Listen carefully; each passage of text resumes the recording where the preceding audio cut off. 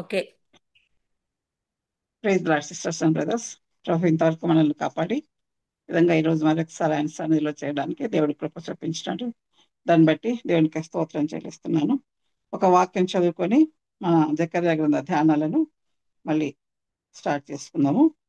జకర్యా 6వ అధ్యాయము 13వ వచనం చదువుకుందాం. జకర్యా 6:13. అతడే యెహోవా ఆలయము కట్టును, ఘనత వహించుకొని సింహాసనాసీనుడై ఏలును. సింహాసనాసీనుడై అతడు యాజకత్వం చేయగా ఆ ఇద్దరికి సమాధానకరమైన యోచనలు కలుగును. ప్రియప్రభ, కృపగల దేవా, మీ కృపను బట్టి నాయన తండ్రి, మీ శ్రేష్టమైన సన్నిధిలో నాయన తండ్రి, ఈ శ్రేష్టమైన సమయాన్ని గడపడానికి మీరు మా పట్ల చూపుతున్న కృపను బట్టి మీకే స్తోత్రం చెల్లిస్తున్నాను. కృపగల దేవా నాయన తండ్రి, మేము జకర్యా గ్రంథాన్ని ధ్యానించుకుంటుండగా మీరే మాకు జ్ఞానాన్ని దయచేయండి, మమ్మల్ని నడిపించండి. ఏమాత్రము తండ్రి యోగ్యత లేదు, కానీ కేవలము మీ కృపను బట్టి నాయన తండ్రి ఈ విధంగా తండ్రి కొనసాగుతున్నాము. ఇంకా చాలా నేర్చుకోవాల్సిండగా మీరే మమ్మల్ని నడిపించమని నా ప్రియమైన యేసయ్య ఘనమైన నామమున ప్రార్థించి వేడుకొని పొందుకొంచున్నాం తండ్రి. ఆమేన్.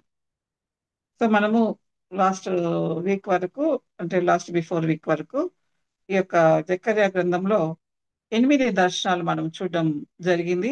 ఆ 8 దర్శనాలను కూడా మళ్ళీ మనము రివైజ్ చేసుకోవడం కూడా జరిగింది. వాటి గురించి ఒకసారి ఆలోచించడం కూడా జరిగింది. బట్ ఇప్పుడు ఆ తర్వాత 8 దర్శనాల తర్వాత ప్రభు ఏం చెప్పినాడు జకర్యా గారికి అనే దాని గురించి మనము ఈరోజు ధ్యానం చేస్తాము. సో లాస్ట్ వీక్ లో మనము జకర్యా గ్రంథము 6వ అధ్యాయము 8వ వచనం వరకు కూడా 1-8 వచనాలు మనము ధ్యానించడం జరిగింది. సో ఈ రోజు 9-15 వచనాలు మనం ధ్యానిస్తాము. మార్చి మార్చి చదువుకుందాము. 9వ వచనం నుంచి 15వ వచనం వరకు. 9వ వచనము మొదలు పెడుతున్నాను నేను. ఇంకొకరు ఎవరైనా చదవండి. మరియు యెహోవా వాక్కు నాకు ప్రత్యక్షమై సెలవిచ్చినది ఏమనగా, చెరపట్టబడిన వారిలో బబులోను నుండి వచ్చిన హెల్దయి, టోబియా, యోదాయ అను వారు జఫన్యా కుమారుడగు యోషియా ఇంట దిగి ఉన్నారు. వారు చేరిన దినముననే నీవు ఆ ఇంటికి పోయి అతనితో ఇట్లనము, సైన్యములకు అధిపతి యెహోవా సెలవిచ్చినది ఏమనగా, చిగురు అని ఒకడు కలడు, అతడు తన స్థలంలో నుండి చిగుర్చును, అతడు యెహోవా ఆలయము కట్టును. 11 చదవలే. వారిని అడిగి వెండి బంగారములను తీసుకొని యా కిరీటం చేసి ప్రధాన యాజకుడును యహోజాదాకు కుమారునైన యెహోషువ తల మీద ఉంచి అతనితో ఇట్లనము, సైన్యములకు అధిపతి యెహోవా సెలవిచ్చినది ఏమనగా, చిగురు అని ఒకడు కలడు, అతడు తన స్థలంలో నుండి చిగుర్చును, అతడు యెహోవా ఆలయము కట్టును. అతడే యెహోవా ఆలయం కట్టును. అతడు ఘనత వహించుకొని సింహాసనాసీనుడై ఏలును. సింహాసనాసుడై అతడు యాజకత్వం చేయగా ఆ ఇద్దరికి సమాధానకరమైన యోచనలు కలుగును. ఆ కిరీటము యెహోవా ఆలయంలో జ్ఞాపకార్థముగా ఉంచబడి హేలెమునకును, టోబియాకును, ఎదయాకును, జెఫన్యా కుమారుడైన హేనునకును ఉండును. దూరంగా ఉన్న వారు వచ్చి యెహోవా ఆలయమును కట్టుదురు. అప్పుడు యెహోవా నన్ను మీ యొద్దకు పంపినని మీరు తెలుసుకుందురు. మీ దేవుడైన యెహోవా మాట మీరు జాగ్రత్తగా ఆలకించిన ఎడల ఈలాగు జరుగును. Praise the lord. దేవుని వాక్యాన్ని బట్టి దేవునికి స్తోత్రం చెల్లిస్తున్నాము. సో ఈ విధంగా ఈరోజు ఒక నూతనమైన అంశాన్ని గురించి మనం నేర్చుకుందాము. ఈ దర్శనాలన్నిటి తర్వాత మనం చూస్తే చెర నుంచి 10వ వచనంలో చెర నుంచి కొంతమంది వచ్చారంట. ముగ్గురు వచ్చినట్లుగా ఇక్కడ చెప్పబడుతుంది. వాళ్ళు ఎవరంటే ఆ హెల్దయి, టోబియా, ఎదయా అను వాళ్ళు వచ్చారనమాట. సో హెల్దయి అనే మాటకు అర్థం ఏంటంటే బలిష్ఠుడు. హెల్దయి అంటే బలిష్ఠుడు అని మీనింగ్. అదేవిధంగా టోబియా అంటే దేవుని సౌజన్యము, గాడ్స్ గుడ్నెస్ అని మీనింగ్. అదేవిధంగా జెదర్య అంటే గాడ్ నోస్, దేవునికి తెలియను. ఆ విధంగా మరి ఆ మూడింటి విషయాలు మనం చూసుకుంటే దేవుడికి తనకు తెలిసిన విధంగా ఆ యొక్క దేవుని సౌజన్యం వలన దేవుడు బలిష్ఠుడైన దేవుడు మన పక్షంగా ఏ పనులైనా చేస్తాడనే అర్థము ఈ విధంగా వస్తుందన్నమాట. వీళ్ళు ఏం చేయాలంట, వచ్చిన వాళ్ళు ఎక్కడ దిగారంట, జెఫన్యా కుమారుడకు యోషియా ఇంట్లో దిగి ఉన్నారు అని చెప్తా ఉన్నాడు ప్రభు. తర్వాత ఏం ఆజ్ఞాపిస్తున్నాడు, వాళ్ళు ఎప్పుడైతే అక్కడికి వచ్చినారో ఆ రోజే నువ్వు వెళ్ళు, వాళ్ళ దగ్గరికి వెళ్ళు, వెళ్ళి వాళ్ళతో మాట్లాడు అని చెప్తా ఉన్నారు అనమాట. వాళ్ళు మరి ఏం చేశారు వాళ్ళు? ఆమ్, ఇక్కడ చూసుకుంటే వెండి బంగారాలు తీసుకొని వచ్చినంట వాళ్ళు. వెండి బంగారాలను తీసుకొని వచ్చినంట. మనం చూస్తాము ఈ యొక్క జకర్య నగర్తో చాలా మంది ఈ యొక్క యెరూషలేముకు రావడం మనం చూసాం. అయితే రెండవ ట్రిప్ లో కూడా ఇంకా కొంతమంది వచ్చినారు. కానీ వీళ్ళు ముగ్గురు ఎక్కడైతే వీళ్ళ పేర్లు చెప్పబడినాయో వీళ్ళు ముగ్గురు వాళ్ళతో రాలేదు. తర్వాత వచ్చినారు. ఏం చేశారు? వెండి బంగారు తీసుకొని వచ్చారు అనమాట. అంటే మనకేం తెలుస్తా ఉంది? అప్పుడప్పుడు కొంతమంది ఆ యొక్క బబులోన్ దేశం నుంచి వస్తూనే ఉన్నారు. సో ఇక్కడ మరి జకర్య హగ్గయి చేసిన ఆ యొక్క పరిచర్యను బట్టి మళ్ళీ దేవాలయము కట్టడం మొదలు పెట్టడం అనేది మనం చూస్తా ఉన్నాం. అంటే ఆ విధంగా కట్టడం మొదలు పెట్టినారు కాబట్టి అనేకులు అప్పుడు కొందరు ఈ విధంగా వాళ్ళకి ఏదైతే మరి ఇవ్వడానికి అవకాశం ఉందో వాటిని తీసుకొని వస్తున్నారు అనేది మనకు తెలుస్తా ఉంది. మనం చూస్తే యెజ్జయా గ్రంథంలో చూసాం. 1వ అధ్యాయంలో రాజైన కోరెష్ గారు ఆజ్ఞాపిస్తాడు కదా, మీరు వెండిని బంగారును ఇంకా ఏమేమి అవసరమైతే వాటిని అన్నిటినీ తీసుకెళ్ళండి, మీ దేవుని మందిరానికి కావాల్సినటువంటి తీసుకెళ్ళండి అన్ని రాజైన కూడా కోరెష్ గారు ఆ విధంగా చెప్పడం మనం చూస్తాం. సో ఆ విధంగా వీళ్ళు ముగ్గురు వచ్చారు. వచ్చి ఎక్కడ దిగారంటే ఆ యొక్క యోషియా అనే వాళ్ళ ఇంట్లో దిగారు. సో దేవుడు ఏం చెప్తున్నాడు? నువ్వు వెళ్ళు, అక్కడికి వెళ్ళి వాళ్ళతో మాట్లాడు, ఆ వెండి బంగారాలు తీసుకో అని చెప్తున్నాడు. అలా తీసుకోమని చెప్పాడు అనుకోండి, వాళ్ళకి ఏమనిపిస్తుంది? మేము దేవాలయము ఆ, కట్టడానికి ఉపయోగపడేది ఈ వెండి బంగారు ఇవన్నీ తీసుకొని వస్తే మరి ఈ యొక్క జకర్యా గారు ఏం అడుగుతున్నారు? ఆ వెండి బంగారంతో నేను ఒక కిరీటాన్ని చేయాలని దేవుడు చెప్పినాడు. మేము దేవాలయం కట్టడానికి కదా తెచ్చాము, మరి ఎందుకు కిరీటం చేయడానికి ఉపయోగించాలి అని వీళ్ళు అనుకొని ఉండొచ్చు. ఇంకా ఏం డౌట్ వచ్చిండొచ్చు చెప్పండి. మనం ఇక్కడ చదువుకున్నాం కదా, 11వ వచనం మళ్ళీ ఒకసారి చదువుతాను.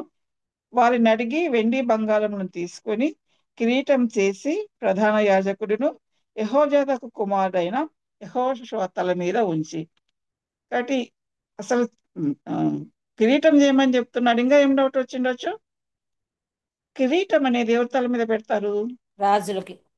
బంగారు కిరీటం అనేది రాజు తల మీద పెడతారు. యెహోషువ ఎవరు? యాజకుడు. యా, జ్యోతి కాకుండా వేరే వాళ్ళు ఎవరని చెప్పండి. యెహోషువ యాజకుడు. కాబట్టి యాజకుడు. ఈ కిరీటాన్ని ఈ కిరీటాన్ని ఎందుకు యాజకుని తల మీద పెట్టడానికి కిరీటం చేయమంటున్నాడే అని ఒక ఆలోచన వీళ్ళకి వచ్చిండొచ్చు. వాళ్ళ ముగ్గురికే కాకుండా మిగిలిన వాళ్ళందరికీ కూడా వచ్చిండొచ్చు. అయితే గీతే అప్పుడు గవర్నర్ గా ఉన్న జెరుబ్బాబేల్ తల మీద పెట్టాలి కానీ ఇక యాజకుని ఉమ్, తల మీద ఎందుకు పెట్టాలా యెహోషువ తల మీద అని ఆలోచన వచ్చిండొచ్చు. మనందరికీ తెలుసు యాజకులు లేవీల గోత్రానికి సంబంధించిన వాళ్ళు, రాజులు యూదా గోత్రానికి సంబంధించిన వాళ్ళు. లేవీయులు మాత్రమే యాజకులు, ప్రధాన యాజకులు అవుతారు. రాజులుగా యూదా గోత్రం నుంచి మాత్రమే రాజులు అవుతారు. కాబట్టి ఎప్పుడైనా సరే లేవీయులు రాజులుగా పనిచేయరు, రాజులు లేవీయులు పనిచేసే ఆ యొక్క యాజకత్వ ధర్మం అనేది నిర్వహించరు. మనం ఎప్పుడైనా చూసామా ఏ రాజైనా మరి యాజకులాగా పనిచేస్తారా? గుర్తున్నాయి ఏమన్నా? చేసినాడు కదా, ఎవరు? బలిపీఠం దగ్గరికి పోయి ఉమ్, వేసినాడు కదా అప్పుడు. యా, ఉజ్జియా. ఆయన పేరు ఉజ్జియా ఉజ్జియా. అన్నమాట. ఉజ్జియా ఆ వేసినాడు. ఉజ్జియా ఈ ఉదంతాన్ని గురించి మనకు 2వ దినవృత్తాంతాలు 26వ అధ్యాయంలో ఉంటుంది. కాబట్టి ఆ రాజు ఏం చేశాడంటే ఉజ్జియా రాజు మరి చాలా నమ్మకంగానే వండినాడు. బాగా స్థిరపడిన తర్వాత అతనిలో గర్వం గర్వపడ్డాడు. పెరిగిందంట. ఆ గర్వం పెరగడాన్ని బట్టి తనే వెళ్ళి ఆ యొక్క ధూపపీఠం దగ్గర ధూపం వేయడానికి పూనుకున్నాడంట. ఈ ఉదంతం మనము చూస్తాం. అయితే అప్పుడు అక్కడ ఉన్న యాజకులు ఏం చెప్తారంటే, ఇట్లా మీరు చేసినారంటే ఇది మీరు యెహోవా మీదనే ద్రోహంగా పరిగణించబడుతుంది. ధూపం వేయడం అనేది ఒక సింపుల్ యాక్టివిటీ, కానీ అది యాజకులకు కేటాయించినాడు కాబట్టి ప్రభు, అది యెహోవా మీదనే మరి మీరు విరుద్ధంగా మరి పని చేసినట్లుగా అవుతుంది అని వాళ్ళు హెచ్చరించినారు యాజకులు. అప్పుడు అవి విన్నాడు ఆయన. ఏం వినలా. ఏం వినకుండా ఏం చేశాడు? తన కొద్దీ తను మరి ధూపం వేయడానికి ప్రయత్నించినాడు.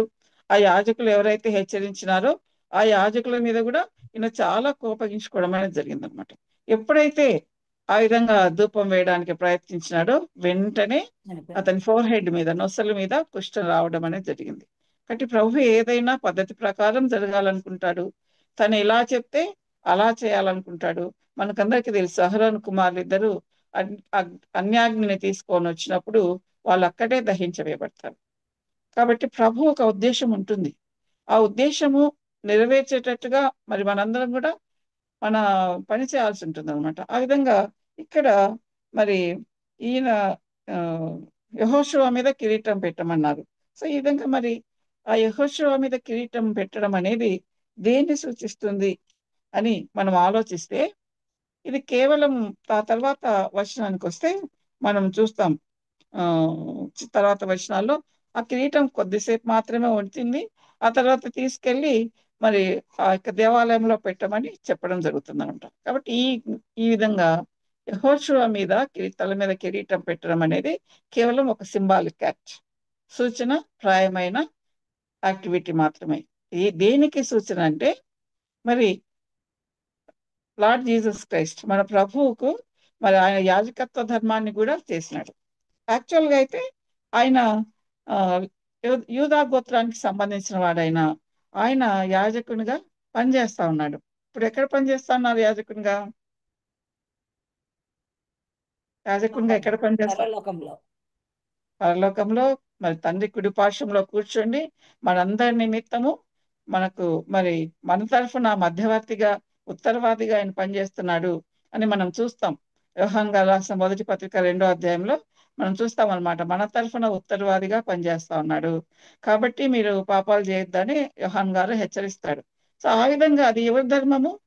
మన తరఫున పనిచేయడం అనేది, విజ్ఞాపన ప్రార్థనలు చేయడం అనేది ఎవరి ధర్మము? యాజకుల. యాజకుని ధర్మం. కాబట్టి యాజకత్వ పరిచర్యను ప్రభు చేస్తా ఉన్నాడు. అంతేనా, ఆయన ఒక ప్రవక్తలాగా కూడా పనిచేస్తాడు. ఈ ఈ లోకంలో ఉన్నప్పుడు ప్రభు తన పరిచర్య నిమిత్తము ఈ లోకంలో సంచరించేటప్పుడు అనేక అద్భుతాలు చేశాడు. ఎంతో మందిని బాగు చేశాడు. మరి వాళ్ళకి ఎన్నో విషయాలు నేర్పించాడు. తనతో పాటు ఉన్న శిష్యులకు, మిగిలిన ప్రజలందరికీ ఎన్నో విషయాలు నేర్పించారు.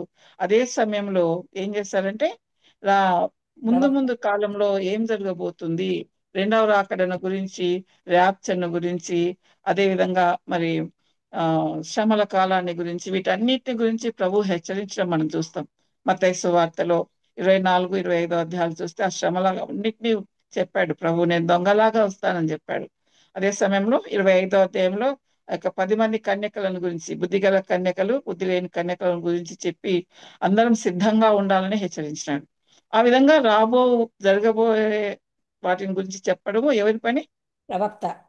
ప్రవక్తల పని. కాబట్టి యాజకుడిగా చేస్తున్నాడు ప్రభు.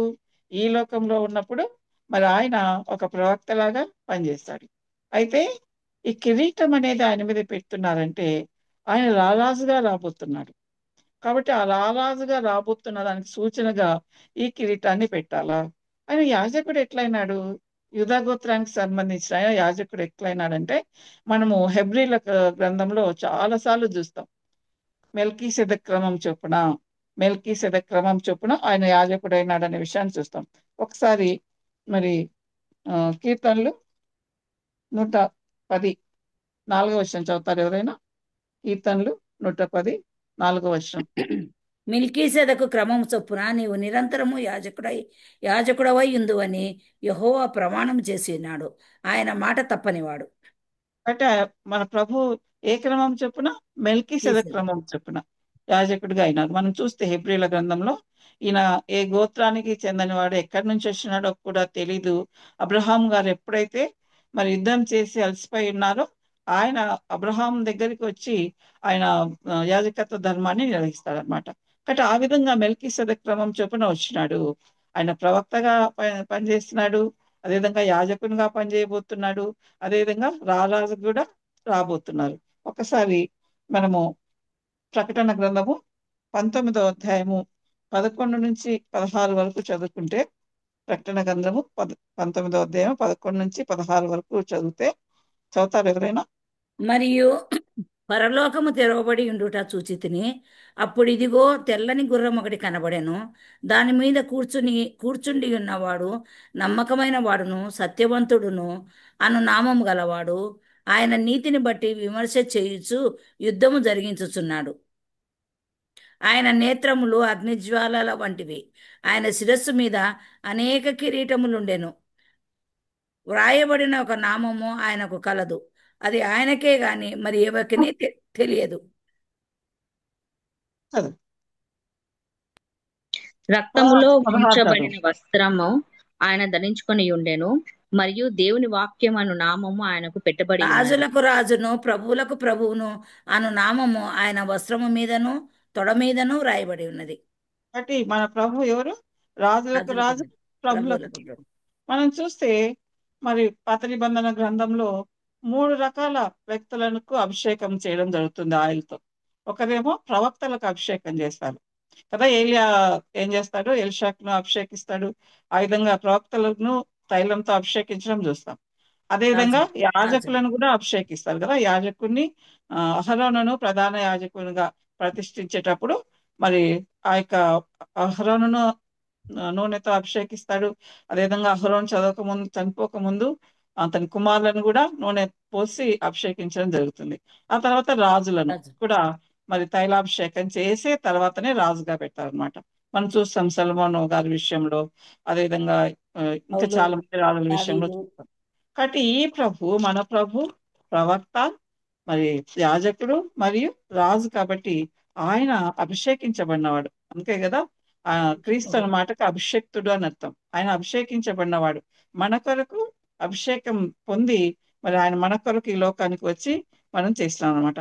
ఆ విధంగా మరి ఏవైతే ఈ యొక్క ప్రవచనాలు ఉన్నాయో పాత నిబంధనలో, అవన్నీ కూడా ప్రభు ఏంది నెరవేరినాయని మనం చెప్పుకుంటాం. కాబట్టి ఈ ఈ అధ్యాయం చదువుకునేటప్పుడు, ఈ మాటలు చదువుకునేటప్పుడు ఇవన్నీ మనం గుర్తు చేసుకుందాం. ఇప్పుడు 12, 13 వచనాలు చూసుకుందాము.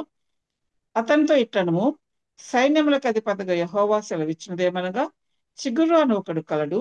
అతడు తన స్థలంలో నుండి చిగుర్చును. అతడు యెహోవా ఆలయము కట్టును. అతడే యెహోవా ఆలయం కట్టును. అతడు ఘనత వహించుకొని సింహాసనాసీనుడై ఏలును. సింహాసనాసీనుడై అతడు యాజకత్వం చేయగా ఆ ఇద్దరికి సమాధానమైన యోచనలు కలుగును. కాబట్టి ఇక్కడ ఈ యొక్క 2 వచనాల్లో 5 అంశాలను మనం చూస్తా ఉన్నాము. చిగురు అనే అతను ఉన్నాడు. అతను ఏమవుతాడు? తనున్న స్థలంలోనే చిగురుస్తాడు.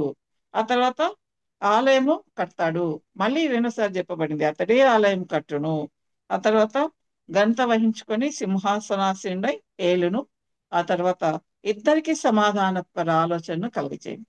ఈ అంశాలను, ఈ 5 అంశాలను చూసుకోకముందు మనము ఫస్ట్ వర్డ్ చూసుకుందాం. ఏమనంది ఇక్కడ? అతనితో ఇట్లనము, ఒకడు కలడు. చిగురు అని ఒకడు కలడు. అయితే ఇంగ్లీష్ లో మనం చెప్తే చూస్తే behold the man, behold the man whose name is the branch. Behold అని వచ్చినప్పుడంతా ఏదైతే చెప్పబడిందో దాని మీద మన దృష్టి కంప్లీట్ గా పెట్టాలి అని అనుకోవడం మనం చూస్తాం. ఇక్కడ బిహోల్డ్ ద మ్యాన్ అని ప్రభు చెప్తా ఉన్నాడు యేసు ప్రభుని గురించి. మరి యేసు ప్రభుని గురించి ఇలాంటి మాట ఇంకా ఎప్పుడైనా చెప్పబడిందా? గుర్తుందా? ఇప్పుడు దావీదు సింహాసనాన్ని చిగురు కాదు, బిహోల్డ్ ద మ్యాన్ అని ఎప్పుడైనా చెప్పబడిందా? ఒకసారి ఇదిగో రాజు వచ్చుచున్నాడు. యోహాను పత్రిక 19వ అధ్యాయం 5వ వచనం చూద్దాం. 19:5. యోహాను 19:5. ఆ ముళ్ళ కిరీటమును ఉదాలంగు వస్త్రమును ధరించిన వాడే యేసు వెలుపలికి రాగా పిలాతు, ఇదిగో ఈ మనుష్యుడు అని వారితో చెప్పాను. ఎవరు చెప్తున్నారు ఇదిగో ఈ మనుష్యుడు అని? పిలాతు చెప్తా ఉన్నాడు. అంటే ఈ బంగారు కిరీటము పెట్టబడక ముందు, రాజుల రాజుగా బంగారు కిరీటం పెట్టక ముందు ఇక్కడ ఏం కిరీటం ధరించుకున్నాడంట ప్రభు? ముళ్ళ కిరీటాన్ని ధరించుకున్నాడంట. ఆ ముళ్ళ కిరీటాన్ని హ్యూమిలిటీకి సూచన, అంటే బాధపడడానికి సూచన.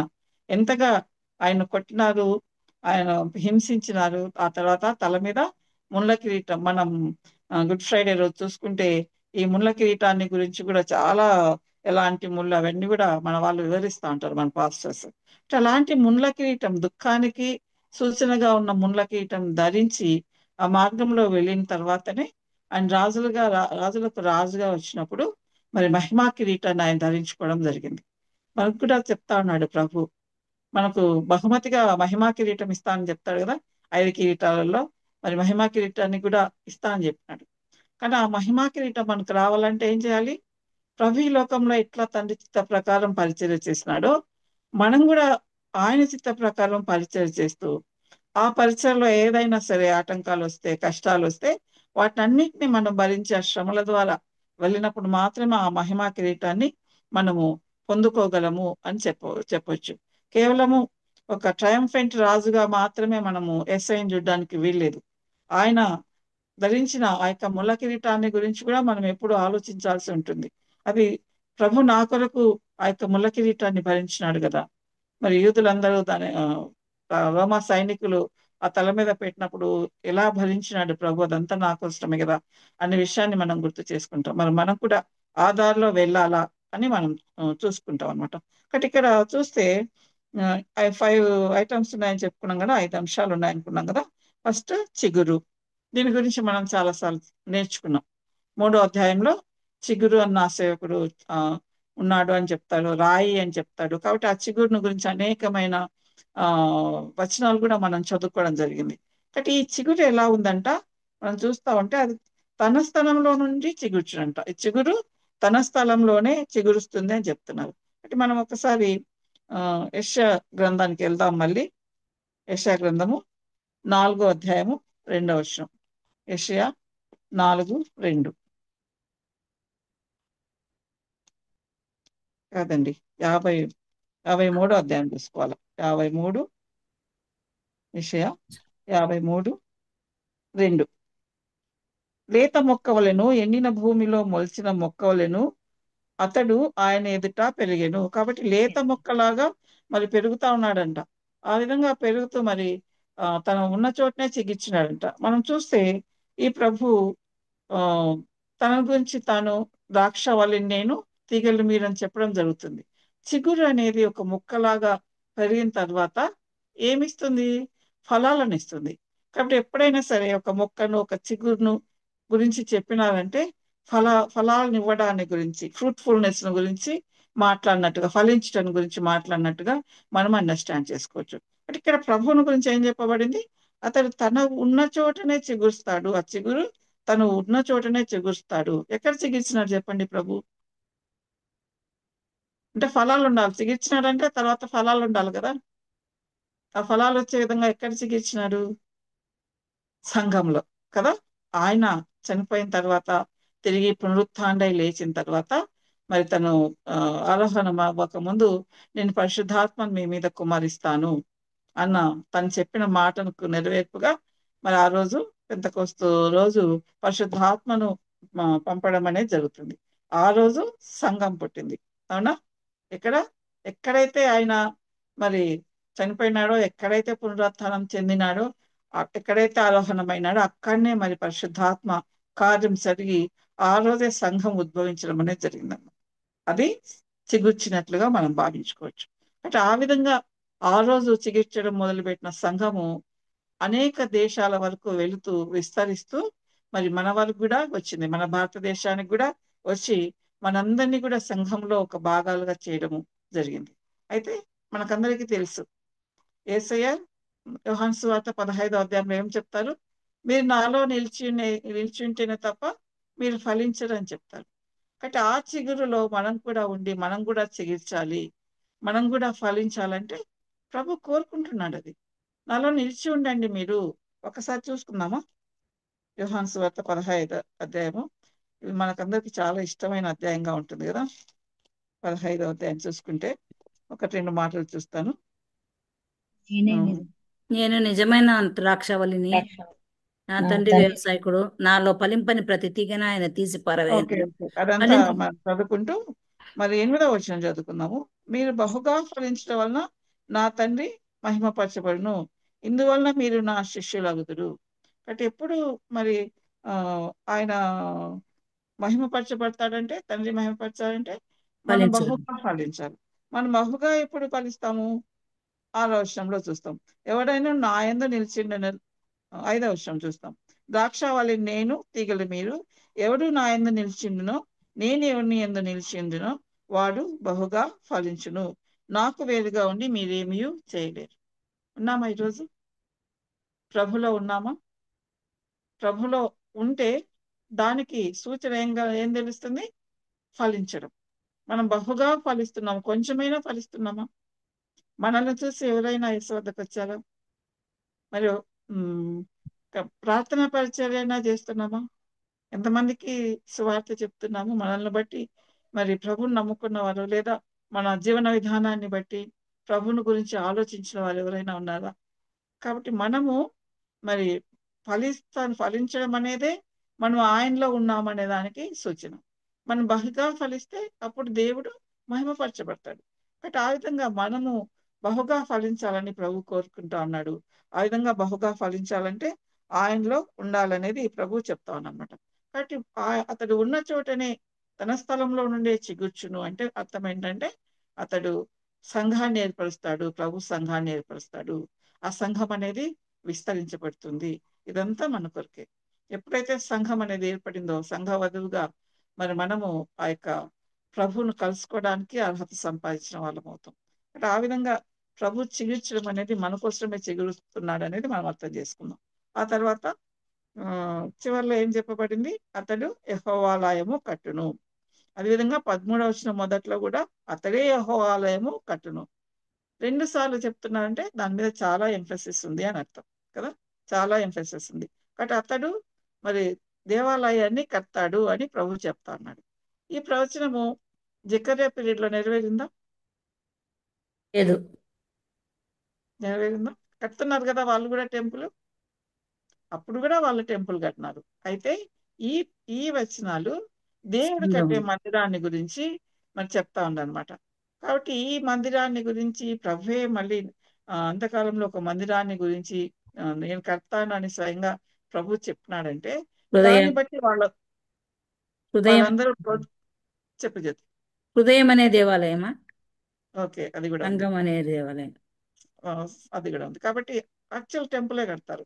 అంటే ఆ విధంగా మరి ప్రభువే టెంపుల్ కడతాడు అన్నప్పుడు వీళ్ళందరూ ప్రోత్సహించబడతారు. కాబట్టి ప్రభు ఈ విధంగా తెలియజేస్తూ వస్తున్నారు అనమాట. అంటే ఈ యొక్క మిలీనియం రెయిన్ లో అంటే 1000 ఏళ్ల పరిపాలనలో ఆ టెంపుల్ కట్టడం అనేది మనం చూస్తాం. ఒకసారి ఎవరైనా యెషయా గ్రంథము 2వ అధ్యాయము 2వ వచనం చదువుతారా? యెషయా గ్రంథము 2వ అధ్యాయము 2వ వచనం. యెషయా 2:2. అంత్య దినములలో పర్వతముల పైన యెహోవా మందిర పర్వత శిఖరమున స్థిరపరచబడి కొండల కంటే ఎత్తుగా ఎత్తబడును. ప్రవాహం వచ్చినట్లు సమస్త అన్యజనులు దానిలోనికి వచ్చెదరు. కాబట్టి ఇక్కడ అంతర్దినాల్లో ఒక మందిరం ఉంటుందంట. దాన్ని కట్టడము ప్రభు కడతారు. దానికి అనేక మంది వస్తారని ఇక్కడ ప్రభు చెప్తా ఉన్నారు. అంటే ఆ మందిరం ఎట్లా ఉంటుందంట చూస్తాం ఒకసారి. హగ్గయిలో ఒక మాట ఉంది, చూస్తాము. హగ్గయి ముందే ఉంటుంది. హగ్గయి 2వ అధ్యాయము 9వ వచనం చదువుతారా? హగ్గయి 2:9. ఈ కడువరి మందిరము యొక్క మహిమ చదవండి. ఈ కడువరి మందిరం యొక్క మహిమ మునుపటి మందిరం యొక్క మహిమను మించునని సైన్యములకు అధిపతి యెహోవా సెలవిచ్చుచున్నాడు. కాబట్టి కలువరి కాలంలో కట్టబడే మందిరం ఎలా ఉంటుందంట? ఇంతకుముందు కట్టిన మందిరం కంటే చాలా ప్రకాశవంతంగా, చాలా మహిమ కలిగిగా ఉంటుందంట. అంతకుముందు మందిరం కట్టినప్పుడు ఒక్కసారి మనం ఎజ్రాలో చూస్తే, ఎజ్రా 2వ అధ్యాయం ఎజ్రా 2వ అధ్యాయంలో చూస్తే అప్పుడు కూడా మందిరం కట్టబడింది కదా. 3వ అధ్యాయం ఎజ్రా 3వ అధ్యాయం 12వ వచనం చదువుతున్నాను. ఎజ్రా 3:12. మునిపటి మందిరంను చూసిన యాజకులలోను, లేవీలలోను, కుటుంబ ప్రధానులలోను వృద్ధులైన అనేకులు ఇప్పుడు వేయబడిన ఈ మందిరం యొక్క పునాదిని చూసి గొప్ప శబ్దంతో ఏడ్చిరి. అప్పుడు గొప్ప శబ్దంతో ఏడ్చినారంట. కారణం ఏంటంటే సొలొమోన్ గారు కట్టిన మందిరం చూసిన పెద్దలు వాళ్ళలో కొంతమంది ఉన్నారు. ఈ 70 సంవత్సరాలు అక్కడ బబులోన్లో చెరలో ఉన్నప్పటికీ ఈ మందిరాన్ని చూసిన వాళ్ళు కొంతమంది ఉన్నారు. కాబట్టి వాళ్ళు చాలా వృద్ధులుగా ఉండింటారు. వాళ్ళు ఇప్పుడు ఈ పునాది వేయబడ్డాన్ని చూసి అయ్యో అది ఎంత బాగుండింది, ఎంత పెద్దగా ఉండిందని ఏడ్చినారంట. కానీ ఈ యొక్క ప్రభు అంత్యకాలంలో కట్టే మందిరం ఎలా ఉంటుందంట, చాలా మహిమాకరంగా ఉంటుందని చెప్తా ఉన్నారనమాట. కాబట్టి అలాంటి మందిరాన్ని ప్రభువే స్వయంగా నిర్మిస్తాడు అని చెప్తా ఉన్నారు. అదేవిధంగా మరి ఇందాక చెప్పుకున్నాం, మన హృదయమే దేవునికి ఆలయం. పర్సనల్ గా మన హృదయం దేవునికి ఆలయంగా మనం కట్టుకొంచున్నామా?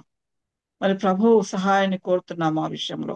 అదేవిధంగా మరి కలెక్టివ్లీ అందరం కలిసి సంఘాన్ని ఆయనకు ఆలయంగా కడుతున్నామా? సంఘాన్ని కట్టడం అంటే పెద్ద పెద్ద టెంపుల్స్, పెద్ద పెద్ద చర్చెస్, మంచి ఆర్కిటెక్చర్ తో అది కాదు. సంఘం సజీవమైన అది రాళ్ళు. సంఘం అందరము దేవుని సజీవమైన సంఘంలో రాళ్ళు. భాగంగా ఉన్నాం. సార్వత్రిక సంఘం అంటాం దాన్ని. ఆ సార్వత్రిక సంఘాన్ని మరి ఎలా కట్టబడుతుంది? ప్రభు చెప్తారు కదా ఎఫ్సీలకు రాసిన పత్రికలో, మరి భర్తలు ఎలా ప్రేమించాలంటే సంఘాన్ని దేవుడు ఎట్లా ప్రేమించాడో అలా ప్రేమించాలంట.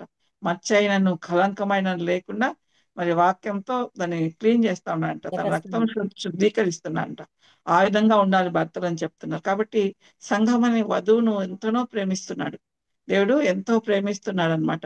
మనం ఈరోజు ప్రకటన గ్రంథం చదువుకుంటానని 18th చాప్టర్ చదివేటప్పుడు అక్కడ బబులోను గురించి చాలా విషయాలు, ఎట్లా గర్వపడింది, ఎట్లా నాశనం అవుతుంది అదంతా చెప్తూ మధ్యలో ఒక మాట అంటారు ప్రభు. నేను చదువుతాను దాన్ని.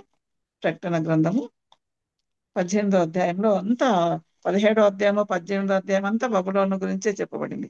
అయితే 4వ వచనంలో ఏం చెప్తాడంటే ప్రభు, మరియు ఇంకొక స్వరము పరలోకములో నుండి ఇలాగ చెప్పగా వింటిని, నా ప్రజలారా, మీరు దాని పాపములలో పాలివారు కాకుండాన్నట్లు, దాని తెగుళ్లలో ఏది మీకు ప్రాప్తింపకుండాన్నట్లు దాన్ని విడిచిరండి. ఇదే ప్రభు మన నుంచి కోరుకుంటా ఉన్నాడు. సంఘంగా కట్టబడుతున్నాం. అయితే బబులోన్ అనేది ఈ లోకంలో ఉండే చెడుతనానికి, భక్తిహీనతకు, అన్య దేవతలను కొలవడానికి మరి సాదృశ్యంగా ఉందనుకున్నప్పుడు దానికి చాలా గొప్ప శిక్ష విధింపబడుతుంది బబులోనుకు. అంటే అంతకాలంలో ఉండే సాటన్ కు, తర్వాత క్రీస్తు విరోధికి, అబద్ధ ప్రవక్త, వీళ్ళందరికీ కూడా పనిష్మెంట్ వస్తుంది. కానీ దానికి దూరంగా ఉండండి నా ప్రజలారా, మీరు దాని పాపములలో పాలివారు కాకుండాన్నట్లు, దాని తెగులలో ఏది మీకు ప్రాప్తించకుండాన్నట్లు దాన్ని విడిచిపెట్టుడి అని ప్రభు చెప్తాడు. ఆయనే మందిరాన్ని కట్టేవాడు, సంఘాన్ని కట్టేవాడు ఆయనే.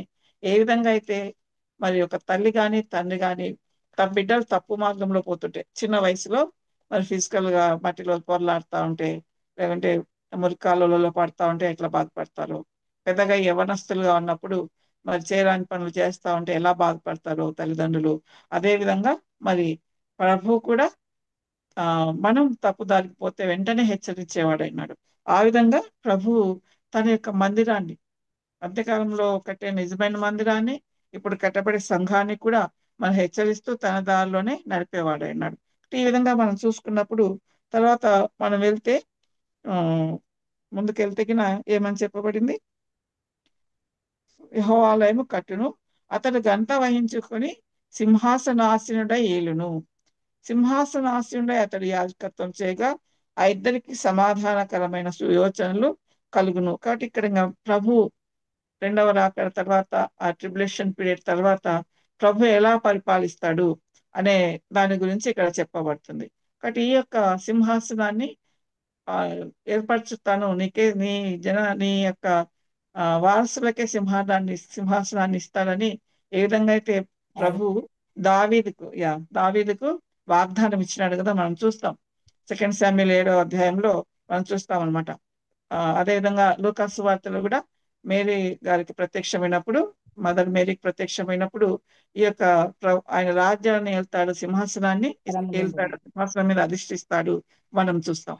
అదేవిధంగా యెషయా గ్రంథంలో 9వ అధ్యాయంలో చూస్తే మనకందరికి బాగా పరిచయం వాక్యము, ఆ యొక్క మనకు శిశువు పుట్టును, కుమారుడు అనుగ్రహించబడును అని వాక్యం చెప్పిన తర్వాత ఏమని ఉంటుంది? ఆయన భుజముల మీద రాజ్యభారం ఉండును, సింహాసనం మీద అధిష్ఠుడవుతాడు అనేది ఉంటుంది అనమాట.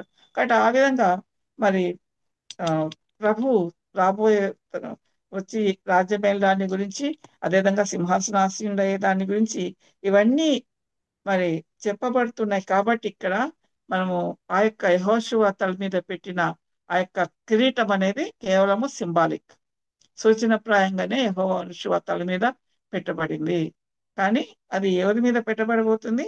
రారాజైన యేసయ్య మీదనే పెట్టబడిపోతుంది. చివర్లో ఒక మాట ఉంటుంది కదా, ఆ ఇద్దరికి సమాధానకరమైన యోచనలు కలుగును. ఎవరు ఆ ఇద్దరు? ఎవరంటే ఇద్దరు ఉంటారు కదా ఇక్కడ. ప్రధాన ఇశ్రాయేలు యాజకుడు ప్రధాన యాజకుడేమో రిలీజియస్ లీడర్ గా ఉంటే, మరి గవర్నర్ జెరుబ్బాబెల్ ఏమో మరి గవర్నెన్స్ పొలిటికల్ లీడర్ గా గవర్నర్ గా ఉంటారు. కాబట్టి ఆ విధంగా గవర్నమెంట్ కు, అదేవిధంగా రిలీజియస్ లీడర్స్ కూడా సమాధానాన్ని కలుగజేస్తాను.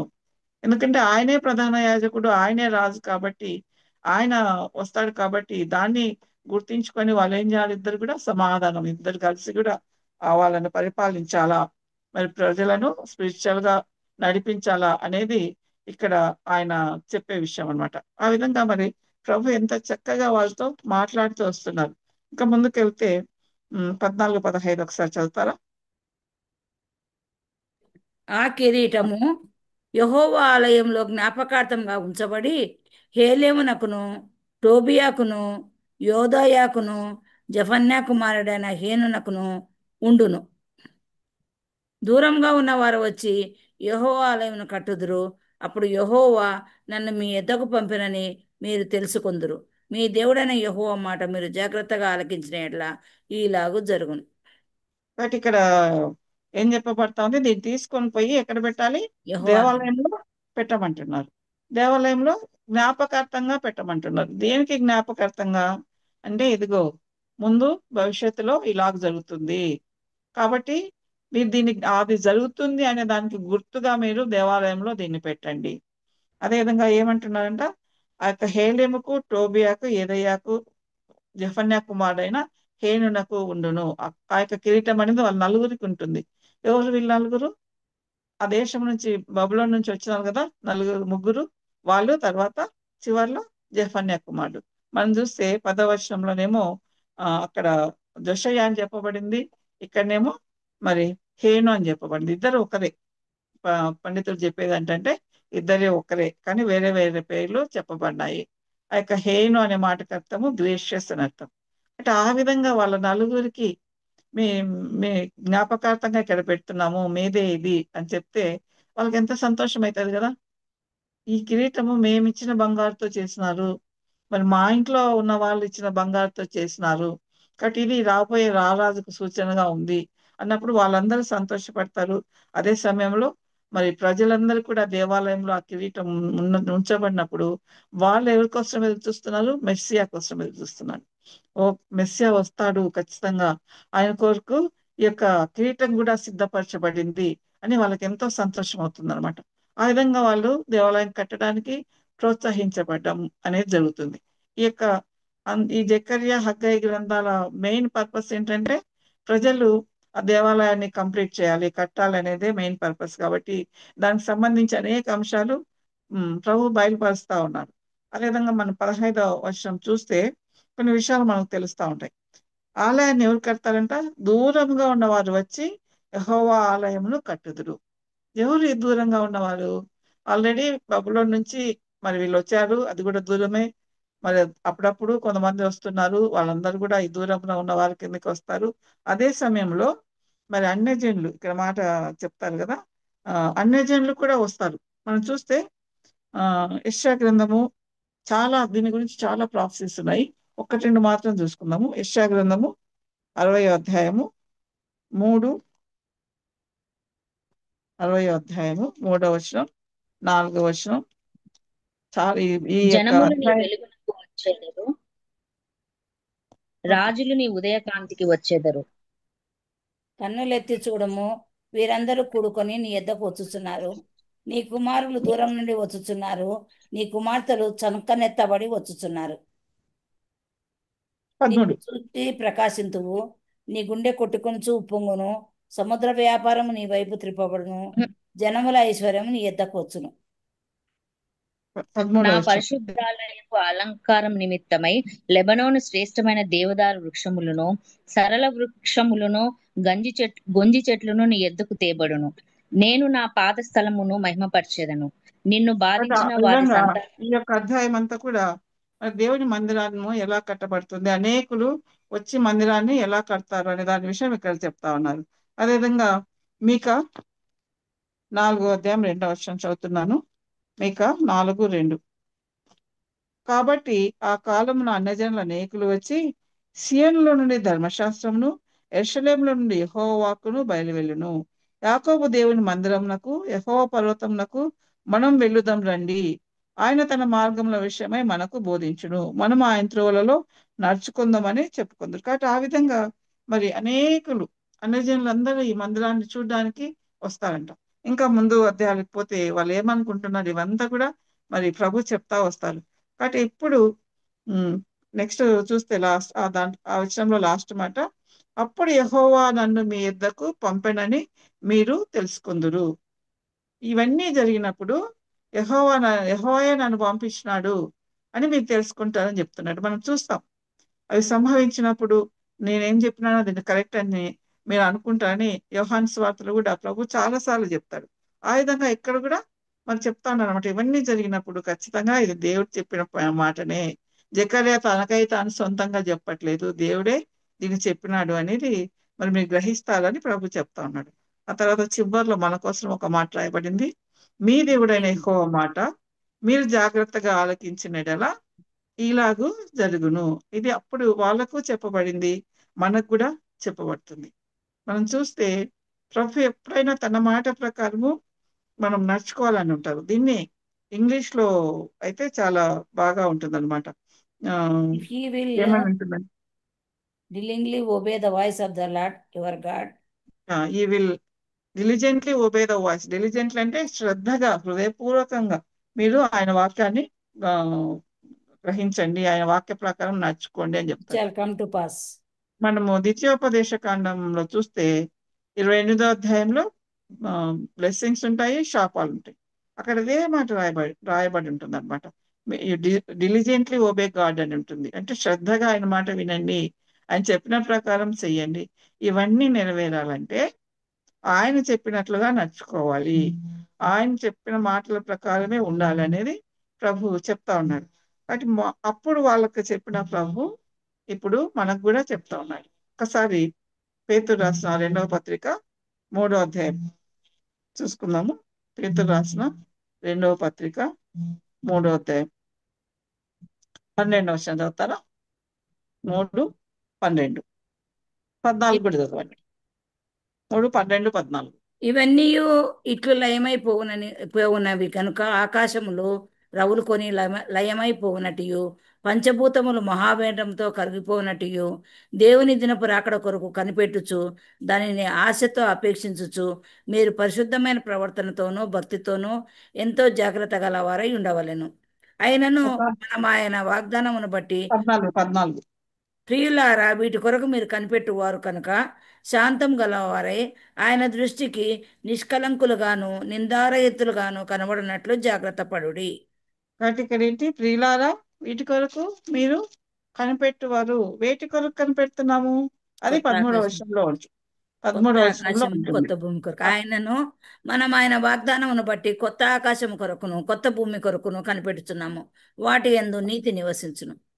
కాబట్టి అలాంటి క్రొత్త భూమి కొరకు, క్రొత్త ఆకాశం కొరకు మీరు కనిపెట్టుతున్నారు. కాబట్టి ఎలా ఉండాలంట?